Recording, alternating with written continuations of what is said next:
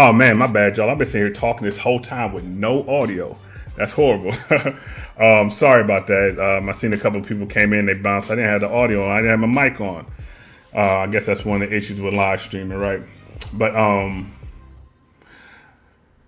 yeah, so I want to talk about this whole DC, EU, restore the Snyderverse, all this other stuff, the stuff going on with Supergirl, about the screenings that they're having with Supergirl, if they're good or not, all the just everything.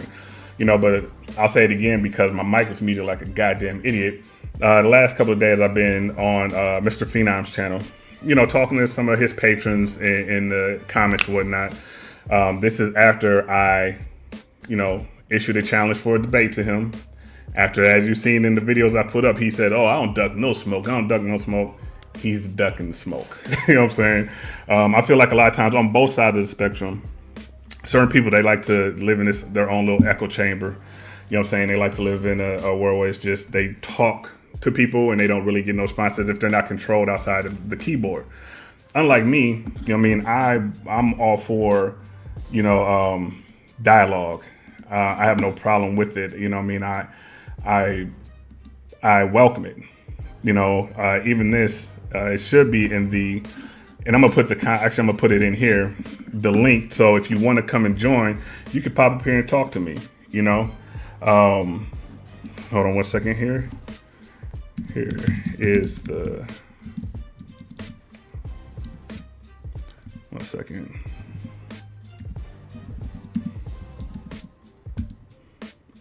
And I'm gonna tag it on here. So anybody that wants to come on, join, hop in. I'll see you here. I'll pull you up. You know what I mean?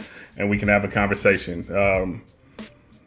Yeah, I know, Mr. And that's the thing. I wish he would. You know what I mean? The thing is, like, I just want to have a dialogue. I don't want to get on here yelling at nobody. It's not even that serious.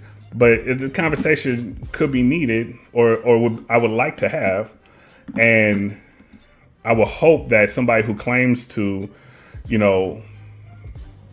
has his own community, which is fine, but we'll be able to have these conversations. But clearly, we're finding that's not the case. We're finding that, all right, that we got there. We're finding that that's not the case. We're finding that he just wants to be able to talk to his community and just have that circle of information going. And hey, I guess so. My whole thing was, and there's a Mad Max. He was actually in the comments on my video today, and talked with him, and they're pointing out some stuff as far as this whole Snyderverse, Shillverse DCU thing. And this is my thing. People take it as not wanting. It's not that I'm solely against the Snyderverse per se. Am I against it in the iteration that we had it in? Absolutely. It was diminishing returns over and over. And I say these things all the time that sometimes people take it as conjecture or whatnot when I say, hey, the reason that people liked the Snyderverse was because it was very cool, sleek action. It was, I like parts of the Snyderverse, Doug, like Man of Steel. I always show it. I got the Man of Steel crest on my arm here. Loved it. And Henry Cavill was a good Superman. He embodied it. But after Man of Steel, I don't care what nobody says. Batman versus Superman easily should have been $1 billion movie, if not 1.5 or more. The very first one, come on, of Batman and Superman, you got Ben Affleck, you got all these things underperformed. As they would say, it failed, right? But definitely underperformed severely. People didn't like the tone that they took with Man vs. Steel and Batman v Superman because it was so dark. Did I like it? I thought it was cool. There were core elements that were not on point with it. They just wasn't on point. Yeah, and Wonder Woman should have, boom. People act like they loved the Lex Luthor that we got with Jesse Eisenberg. Zack Snyder has a thing of taking properties and manipulating them and changing them, which is a big thing that certain people claim to have a problem with. I'm realizing that people have very myopic views on things. Tyrone Magnus, he always talks about comic accuracy, giving the people what they want per se, which is the comic accurate stuff. But then when changes are made that work for them at that point in time, he's cool with it. And mind you, he has a very biased view. He's actually interviewed Zack Snyder before, so he has a biased view towards the thing. Let's just be honest, he does. But besides that, the one thing these Snyder Bros won't do is stand on what they say. We can sit up here and, like today, I was talking with somebody in Mr. Phenom's comments, and they're like, "Oh, the Snyderverse only has 16 movies that gross this much money." No, my friend. The universe itself had 15 to 16 interconnected movies and one series. And they say, like, if Snyder's universe got ended earlier, Gunn's should be able to get ended early too. You guys should feel what we felt. Well, there's a difference between 15 to 16 interconnected movies and one series versus one movie, an animated series, and Peacemaker, which is actually a carryover from the Snyder universe, right? That's not cutting it early. That's trying to dismantle something before it has a chance to get its wheels, its legs rolling. I understand people didn't like Superman 25. I watched it. I thought it was okay. It definitely had its problems. But here's what they're like, oh, it's too goofy, it's too bright, it's too fun. The thing is, hey, Marzella, whenever, I'm going to start doing these more. If you ever want to come up, just come on up. It's not a problem. Thank you for popping in too. Appreciate you. The thing is, yeah, that's what Metropolis is supposed to be. It's supposed to be bright. It's supposed to be vibrant. But then you get Gotham when you bring in Batman. You get the grittiness. You get these things. You know what I mean? Like, they're not looking at that. He has to build this world out. And so, first of all, we didn't even really get to see what Gotham looked like at all from Snyder. And if we did, it probably would look just like Metropolis because he made Metropolis look like goddamn Gotham. And I think that he had them separated by like a little canal or some crap like that. Right? Wonder Woman, the first Wonder Woman was a good movie. Gal Gadot is a horrible actress. She is not good. And if they're saying restore this is what they're trying to restore. Now, I'm not against, exactly. It was rushed, and he signed off on that being rushed. Zack Snyder is not a good writer. He's just simply not. He's not good at fitting those things together. Let's look at Zack Snyder's. You like Wonder Woman 84? Now I can see the cool stuff with it, but I personally cannot stand that movie, right? But let's look at Zack's filmography, or just some of them. He had 300. Visually stunning. Good movie. I mean, like that's one of those movies, right? We have Watchmen. Visually stunning. Little slow. It's a slow grind of a movie. It wasn't comic accurate necessarily, but the characters looked great, and some of the character development was really good, right? We have Dawn of the Dead, one of my favorite zombie movies. One of my favorite, right? And he actually did that with James Gunn. So there we go with that. So then we get over to this side of things. Man of Steel. I love that movie. It's a really good movie, really underrated by those but I think most people put that in like their top 3 Superman movies. You know what I mean? I get that. Batman v Superman, visually stunning, action good, complete letdown, horrible writing. It just was bad. Justice League, bad. The Snyder Cut helped it, but damn, you need 4 hours to be able to get your process out for one movie. It shouldn't always have to be a Snyder Cut for us to get the full vibe of things, because these other creators are able to sum it up in that one part, right? And then we'll go on from there with the other things. Him and David Goyer, they just aren't the best tandem. Maybe if he got a stronger writer, but besides all that, I do not think that this universe will be destroyed, because here's the thing. They have a younger Superman. David Cornsway, younger than Henry Cavill. He's a new Superman. He is who the kids are seeing right now. It's not about necessarily us. Yes, we're part of it, but it's about what the kids are seeing, right? He has a Supergirl who, if her movie is done the right way, they have already put their female, protagonist for her, role in this super family out there to where young kids who like that.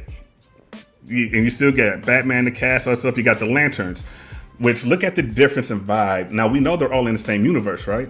But look at the difference in vibe and tone with the Lanterns trailer versus what we've seen in Superman. So it makes sense for Superman to be bright and vibrant. Then you got the Lanterns over here who are like the cosmic police, you know? So that's what he's doing. He's actually doing what's supposed to be done with these things. We don't know how this Batman is actually going to be. It'll probably be dark and gritty. Maybe it'll just not as super dark and gritty, but it's going to be dark and gritty. We got Clayface coming, right? Building out these characters the same way that Marvel did when they built their universe. They're not rushing it like Zack did, straight from Man of Steel into all this stuff here. You know what I mean? We got Man of Steel here, and then the next movie we got Batman, we got Wonder Woman, we got Doomsday, we got all. It was just too much, and a lot of them were not done correctly. You know, and I was trying to explain these things. You know, then you get into all these points that can be made about why the Snyderverse should not be restored versus they just say, we love it. That's what we want. Tyrone Mack, give the fans what they want. Here's the thing. If they were really fans, they would have showed up the first time around in groves, but they didn't. They showed up for Superman, you know, Man of Steel, yes. He got to build that off of the backs of Superman Returns, which nobody really cared for like that. You know, Brandon Routh was a, you know, decent Superman, but the story, the movie itself was not good. He had no backlash going into Man of Steel, which is why people were able to latch onto it. And then he goes from that, and it was just downhill ever since, right? He got to start the universe with a new, fresh look on Superman, and just took it downward since then. But now you got James Gunn who comes in, and he has, you know, to build this universe off the back of the Snyderverse, which for umpteenth years, they just kept pounding DC as a totality, you know, as a whole, that whole branding down into the ground. Outside of, there's only two characters that people want back from the Snyderverse. They want Henry Cavill back, but I hate to tell you, Henry is getting older. And he has various other franchises that he's trying to, you know, get a foothold in. And they want Ben Affleck back. I can see Ben Affleck coming back to do a, you know, one-off. And I'll be all for that. Snyder, take Batman, do that thing for a movie or whatnot. Because you're not going to get Ben Affleck for sequels and things like that. You know? Let's see. Yeah, exactly. It had a ton of stuff to undo from that. Put it like this. Look at his Lex versus the Lex that we got with Zack. Nicholas Holt's Lex is more Lex-like than what we got from him. They're not going to get Ezra Miller back. He's not coming back. I forgot the guy, his full name, Fisher something, that played Cyborg. He's not coming back. Eisenberg's not coming back. They're banking off of Superman, Batman, and they want Deathstroke with Paul Mazzinelli. That's who they want. And it's, yeah, Ray Fisher, thank you. And I just don't see it. If anything, if they are so hard pressed for Zack, now do I think Zack and Gunn will work together? I think their egos are too big to do so. I used to say get them to work together to do it. These are not the same two people that work together on Army of the Dead. You know what I mean? It would be a great moment if they chose to. Honestly, you know, Gunn, you write, Zack, you do this, you know what I mean? And kind of see what they could do. Probably be like the best of both worlds, but egos is a mud. So that's not going to happen, unfortunately. I mean, because I will say, Zack's visuals are stunning. I'll give him that. I do, you know. But I just do not see that Snyderverse coming back. It's going to be this DCU. If Gunn leaves because he does not want to be working under Paramount, completely understandable. I would not want to work in an area where I feel like the things that I represent are not reflected by my company. So I completely understand that. But with that being said, that means that the Snyderverse ain't coming back. They're just going to get somebody in place to run this universe. You know, yeah, exactly. If he comes back, it won't be a Snyderverse. If he comes back, he'll have, like, if anything, I can see him coming back and doing a Batman standalone, possibly. But I kind of doubt that because They're getting ready to get their Batman going with the Bold and the Brave, and you still got Matt Reeves' Batman, which is highly like there's no area for him. There isn't a place for him, And exactly, the Snyder Bros thing. Here's the one thing I hate is when, and the reason why I have such a problem and why I want to conversate with somebody like a Mr. Phenom. At one point in time, harsh critic, and I actually talked to Tyrone, but he, oh my God, it was like a whole, what was it, like 17 hours of just, blah, right? So, but the thing is, it's not, you should never stand on another man's shoulders to make yourself seem taller. Zach had his chance. And he failed no matter how you cut it. The two most profitable movies, or one movie crossed $1 billion, Aquaman, was not directed by Zack Snyder. Was he a producer? Of course, but he's a producer on just about everything because it's his universe. Wonder Woman was not directed by him. Patty Jenkins, I believe. Not, So the stuff that was done by Zack, they all had major issues. There was an issue. Hey Douglas, let me ask you a question. You can type it in the thing there. Do you remember when Man of Steel came out and how everybody hated the tone? They hated the decision. They're saying, this isn't Superman. He would never do this. Superman's supposed to be this. Why is he so emo? Why is he a crybaby? Why is he killing people? Right? That's what they were saying. But the visuals got him, and then this is what happens. If you remember how quick after Man of Steel came out, they came with the follow-up to let us know that we're finally finna get Batman and Superman. They made that announcement super quick because Man of Steel was getting a lot of backlash. I went and seen that movie opening day, really liked it, but I understood their arguments. But now you show us, well, no, they let us know we're getting Ben Affleck. Then they showed the little clip or whatnot. So it's like, okay, we doing this and we're finna get this. Wow, this looks great, right? Boom. It wasn't. It wasn't. As a matter of fact, we had to get a director's cut of Batman versus Superman for people to say that was a cohesive movie too. So of the 3 movies that he directed, one, people really were panning at first how much they couldn't stand it. The second movie, it was disjointed, dislocated, and we had to get a director's cut. And then the third one, Justice League, we had to get a Snyder version of it that was 4.5 hours long. Now imagine if this was Gunn.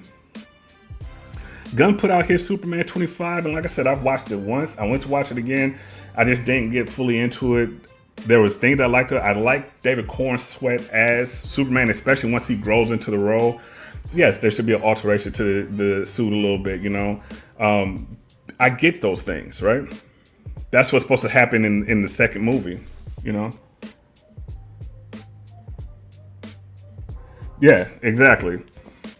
It's yeah, and they did that to push the Justice League. You're absolutely right there. That Superman 25, it had its problems, but the same problems that they cried about this Superman having their Superman had. They said that this Superman was emotional, a crybaby, because he said that I have feelings. The whole point to that Superman that people had a problem with, they say he was emo, he was depressed or whatever.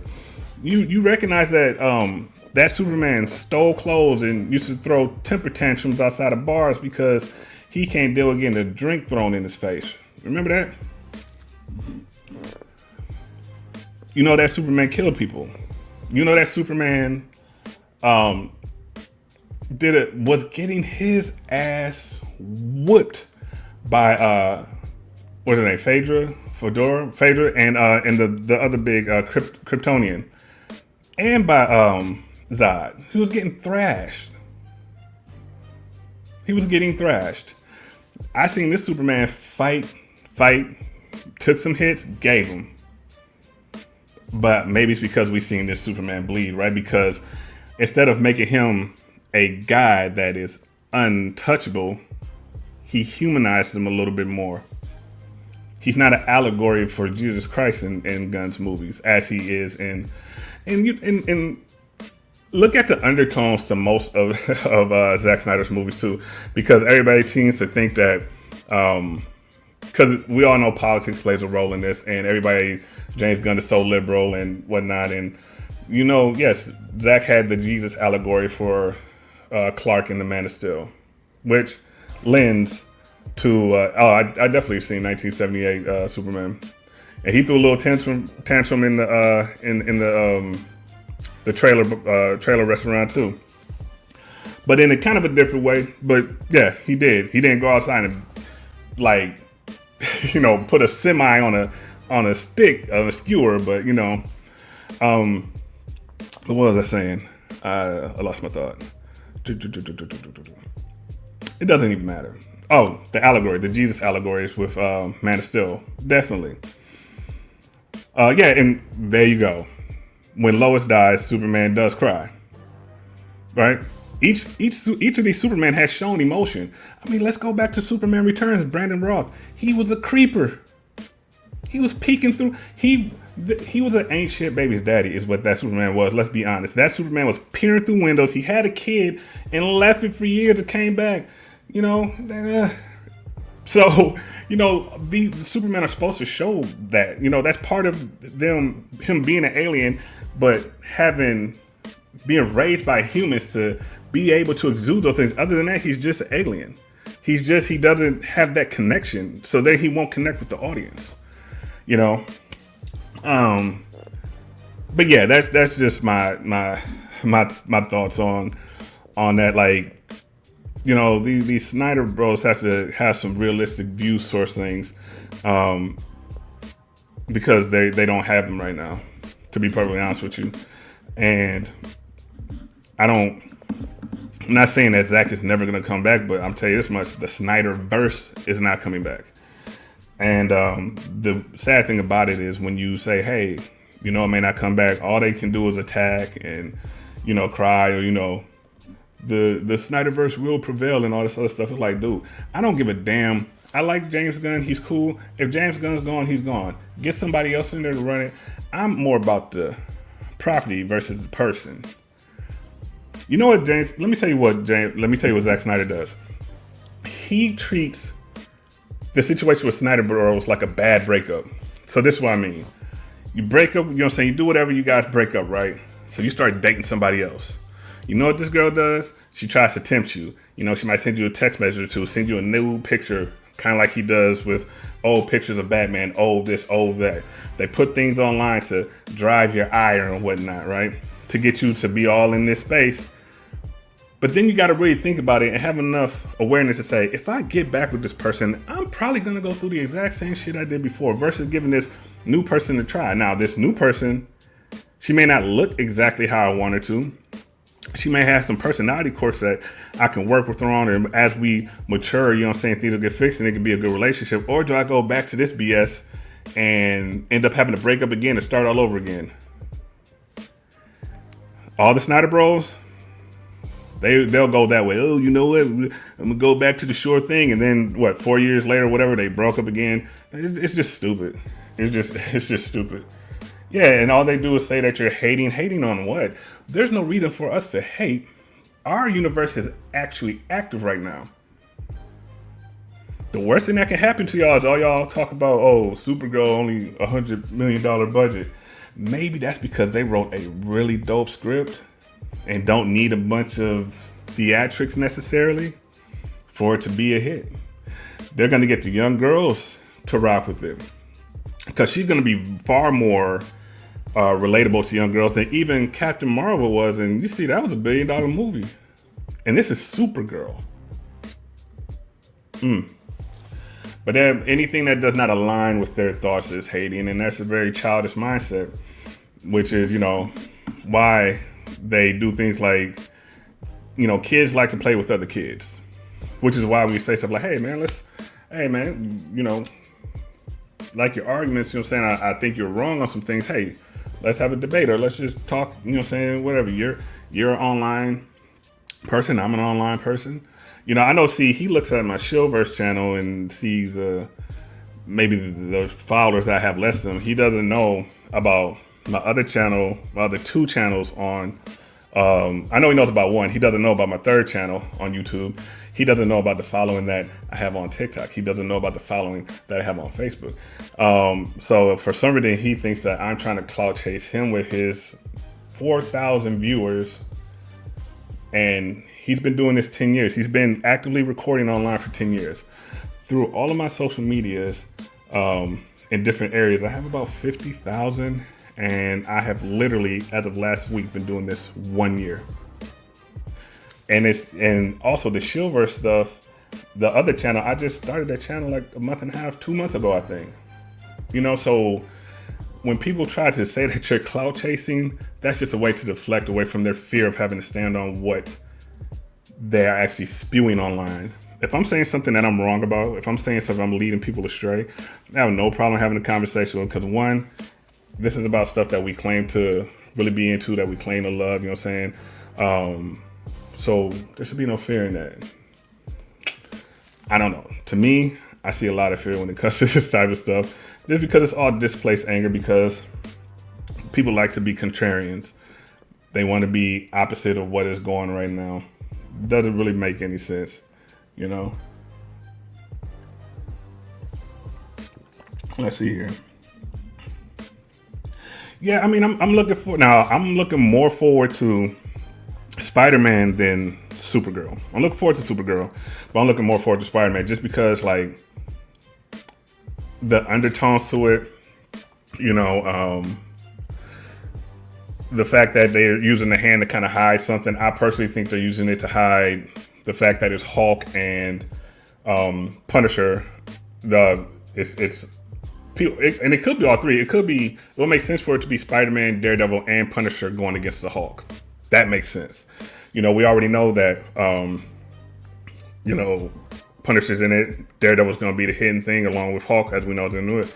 I was never a super Spider-Man. Like, I'm going to be honest with you. This is the first Spider-Man movie that I actively wanted to see. You know what I mean? Like, before it's like, oh, Spider-Man's coming out. This one actually looks interesting because it looks to, you know, Peter's no longer a child, really. He's more out on it, and it's more of a mature area in life for him. So I think that's pretty cool to see. I want to also, all of this going into the X-Men stuff. Eventually, I want to see who Sadie Sink is playing.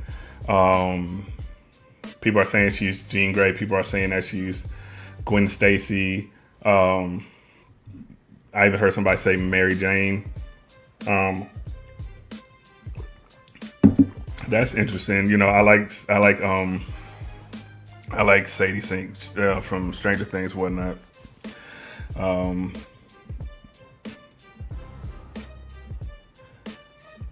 What is that? The least intriguing one from?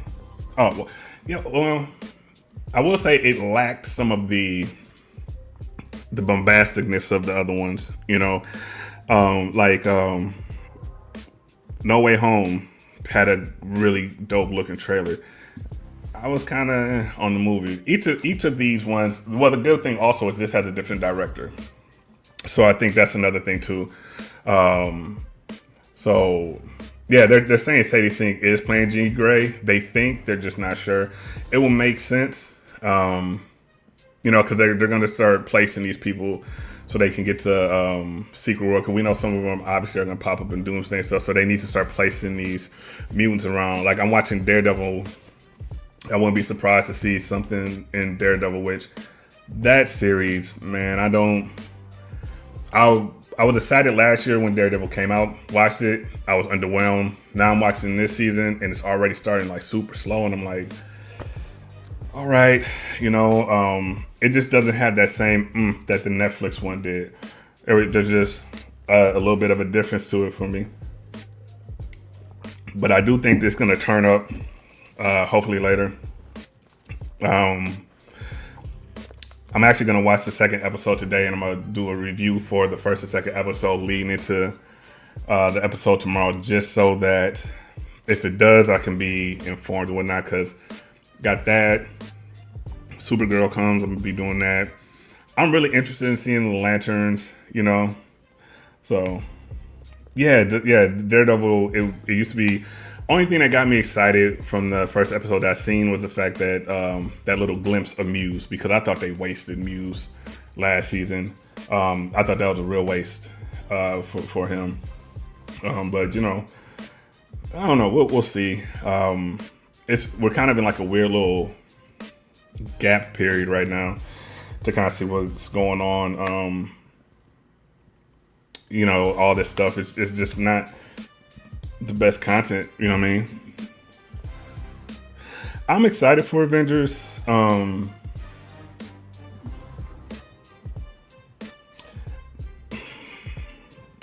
just hope they do certain things in a palatable way. Once we figure out how the X-Men are coming in, how this and that's going to happen, it just got to make it palatable. If they don't, then it's not going to be enjoyable. And I think people need to temper their expectations also, go into it thinking that it's going to be, let me change this to the Marvel background, go into it thinking that it's going to be like on a Infinity War level, because here's the thing, Infinity War was the better written movie and Endgame had the biggest moments, right? So it really depends on how a person goes about it, how they feel about it. And I personally don't necessarily know what I don't know what they're gonna do. I hope it's well written. I hope that it's not only it being well written, it's has the good action points, but I'd rather take a well written something over just a bunch of shocking moments to try to get everybody back into it, to be honest with you. That's the thing that has me worried. Don't just give us shock value and then let me take this off there. Don't just give us shock value and nothing else. Is that my yeah? So that's a big thing for me. So hopefully we'll be good in that spot. I don't know.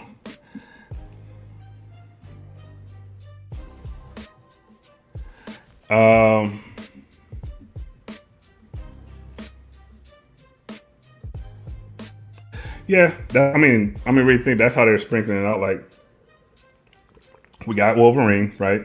We got Gambit, and Gambit was the only one who stayed alive from Deadpool, or at least that we know of, right? Whatever they're finna do with Blade, I don't even want to get on the Blade thing. Like,